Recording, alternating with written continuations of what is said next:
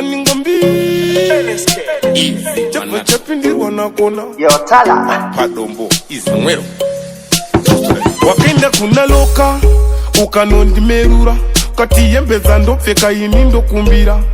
Zimwe nyoya nandayi kutipira Wayenda ubebira angu uchindi merura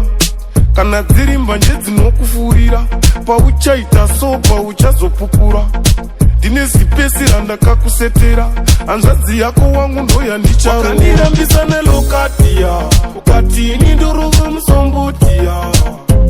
Nekushite wakozia Ukati kona ngaliwe nyunjewe kia kia yuwewe Wakanira mbisane lokatia Ukati ninduruwe msombotia Nekushite wakozia Dine umbe ndofunga wangu waizia Undi attack Sure behind my back Auzi shangmari ngude kukubataneki Auzi rafu uri selfish Tebi zinuraura mudishi Apatala ndaideka kubvisa pfuma Ndakafara lokati ya achindivuma Mfesi woko eguma Akabva Wakandira mbisane lokati ya Ukati ninduru msomboti ya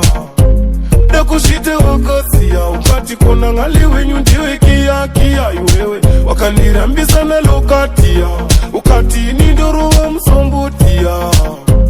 Nekushite wakozia Dine umbe nofunga wangu waizia Wakenda kuna loka Ukanondi merura Kati yembeza ndopfeka inindo kumbira Zimwe nyoya nandayi kutipira Wayenda ubebira angu uchindi merura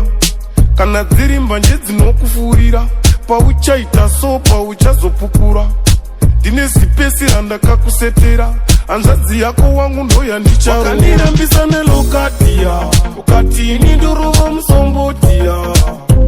Nekushite wakozia Ukati kona ngaliwe nyundiwe kia kia yuwewe Wakanira mbisane lokatia Ukati ninduruwa msombotia